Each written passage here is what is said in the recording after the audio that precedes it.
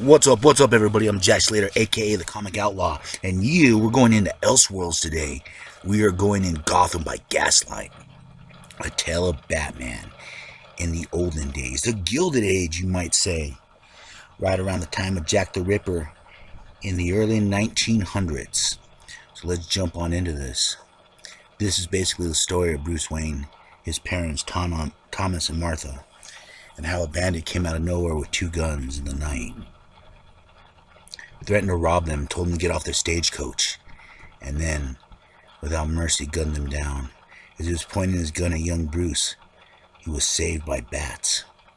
Yes, these dark beings came out of nowhere, rescuing Bruce, and Bruce has always wondered why. Was there a purpose, a significance? And that's Sigmund Freud asking this. In case you don't know, Sigmund Freud was a big hitter in psychology. And he's grilling Bruce, wondering what the significance is. And Bruce tells him because his parents had died. And he was actually a student of Sigmund Freud. This is what Bruce has been doing these past 5 years. He's basically been going around from place to place in Europe, learning from the best, learning how to be a good detective, learning how to be a psychiatrist, learning how to do this and that. And of course, he meets his friend, Jacob. And Jacob's kind of a breath of fresh air. You know, he's been a good friend to Bruce for a long time. And he does consider him an uncle. He's always been part of the Wayne family. And Bruce is trying to basically distract himself. And he's trying to figure out how he's going to do his mission now. What he's going to do. And he meets up with Alfred. For he is back in Gotham. But yet someone else is following him from Gotham. Or from London, I should say. As Bruce wanders around, the old house still hides his secrets, still hides his suit, his knightly suit, the suit that he's donned and the symbol that saved his life while his parents were lying, bleeding in the street. But first he has to see someone, an old friend, good old Gordon himself. And yes, Gordon is still around. And they basically have a lot in common. And he is a mentor towards Bruce. He taught him his detective skills. He taught him this and that. And he actually shows him a picture of an inmate where they tried poisoning him and his face got permanently paralyzed. Who does that look like, I wonder?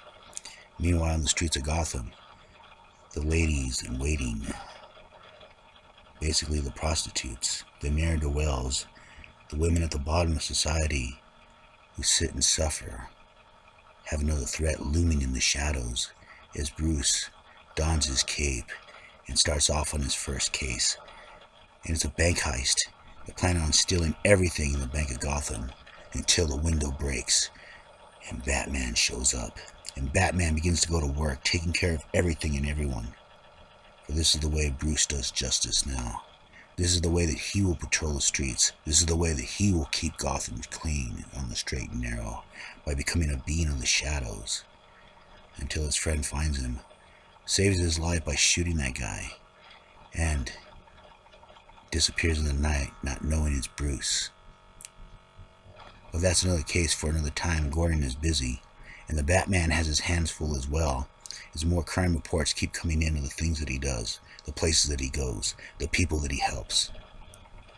And does he haunt the city? Is he the killer?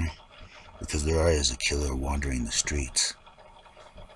A ripper, a destroyer of women, a serial killer. Where is he? Is Bruce Wayne basically hobnobs and kicks back with all the snobs, of high society? Not all of them are snobs, but some of them are. And he's with his friends. He meets Harvey, and of course he meets the commissioner, who basically says that he will not rest until he finds the Batman and this other killer, or if they're one and the same, basically the typical blah blah. And yes, this woman wandering the streets becomes the Ripper's victim. And the Ripper is satisfied for now, but his mission is not over. There's still so much blood to spill, and Batman is hunting him. As Jack the Ripper makes his appearance in Gotham. Yes, he's moved from one place to the other, and he is back. And he is out looking for blood. As the Batman lies and waits, trying to figure him out, wondering who he is and where. He could be someone from high society. and the commissioner is looking for him as well, as they start to suspect Bruce Wayne because he disappears at night, and yet no one finds him. But the Bat hears the Ripper, hears someone cries, and then he says, "Damn," and disappears. As Batman says, "Damn." He loses track of the Ripper, and he leaves a note. But now, they feel they solved the case. They feel they have their man, as the commissioner's all smiles as Gordon reads the paperwork, shocked, wondering why. The suspect makes no sense in his mind, but yet they search Bruce Wayne's house. Yes, they search Wayne Manor, looking for any kind of clues to see if he's the Ripper, but his suit, his bat suit, is clearly hidden in a familiar place, the clock, as Bruce sits there and eats breakfast, convinced that they'll find nothing, but they find a surgical knife and bloody gloves, and they frame him as the Ripper. And of course, this is a matter of public opinion. This is a case where there's really no fingerprints, there's really no forensic science. It's basically just public opinion, and people just going on the stand saying this and that, saying they have him, and there's really no evidence to hold him, but yet when you trial in a court of public, this happens. And Bruce Wayne is sentenced to hang, and he's in jail. He's trying to figure out the case. Basically, Gordon gives him all the forensic evidence he has, all the pictures, the notes, everything, and he hopes Bruce can figure it out. Deep down, I suspect that Gordon thinks that he's Batman, and that he understands Batman is necessary. It's just one of those secrets they can't tell each other, for the safety of the other one. But that's my suspicions. But as the Lady of the Night said, walk, the Ripper waits. He waits silently. His urge is creeping up on him, and Bruce's urges are creeping up on him too. For even all the clues, all the people he's talked to, he still found nothing. Nothing. As the Ripper's out there, the only thing he can do is wait. The only thing Batman can do is wait as he's trapped in his prison cell until he discovers something, the knife, the surgical knife. That was the knife his father used. And only certain people knew where that knife was. Only certain people. As he talks to Alfred, saying that it's time for him to get free, Bruce gives himself a temporary pardon, if you know what I'm saying, and escapes into Gotham as the Ripper's about to strike, the bloodlust calling out to him, he must kill. As Batman stands there ready to take him down, he's caught him red-handed, literally almost bloody-handed, you could say. As he yells, "No, no, no, anywhere, anywhere, everywhere." He's trying to run, hide. He blends into the shadows of the night, but Batman is the night. As he says, "Run," he yells, "Leave me alone." How quickly this quote-unquote predator becomes a prey in the sight of the Bat. As he chases him down, he says he will not get away. As Jack the Ripper calls his horses out, his carriage trying to run the Batman over. But Bruce has been trained. He gets out of the way. He says, "Faster, ladies, faster." The irony in that he's killed so many ladies and all his horses are ladies. As Batman's right behind him, riding his own horse.